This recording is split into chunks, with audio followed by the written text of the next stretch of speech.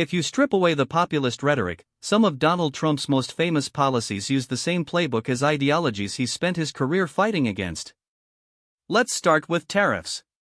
For decades, the Republican Party has been the party of free trade. The idea is simple: if you let markets decide, countries will specialize in what they do best, and everyone wins. It's efficient, and it creates wealth. Enter Trump. He says, nope, not anymore.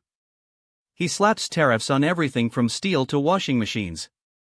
He's using the power of the federal government to directly interfere with international trade. He's essentially saying to American businesses, you're going to buy this from an American company, even if it's more expensive. And he's saying to foreign companies, you're going to pay a tax to us if you want to sell your products here. Now, what does that sound like? It's not a free market. It's a command economy. Not a full one, of course, but it's the government, not the market, deciding what gets bought and sold. It's the state picking winners and losers. That's a classic tool of socialist and communist economies. Next up, industrial policy. The free market mantra is, let the market decide. If a factory is no longer competitive, it closes. The workers get retrained for a new, more efficient industry. It's tough, but it's supposed to be the engine of progress. Trump's approach is different. He gets on the phone with the CEO of Ford and tells them, don't move that plant to Mexico. He gets on Twitter and publicly shames companies that are thinking about moving jobs overseas. He's using the bully pulpit to influence private business decisions. That's a form of industrial policy.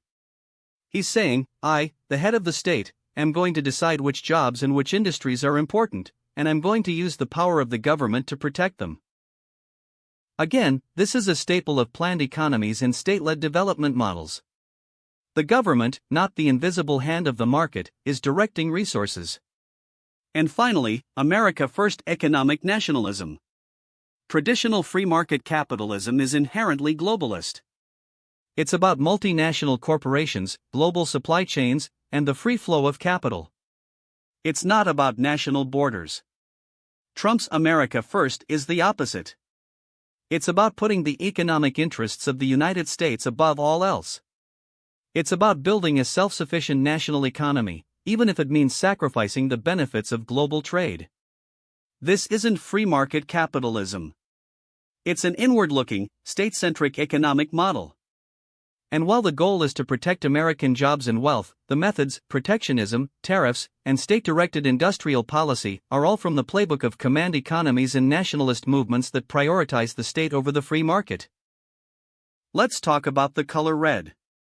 It's a funny thing. For 100 years, red has been the symbol of the very thing Trump claims to hate, communism. It's the color of the Soviet flag, the Chinese flag, the hammer and sickle. It's better dead than red. But in America, red is now the color of the Republican Party, and it's the color that dominates every Trump rally. He's got the red hats, the red ties, the red podiums.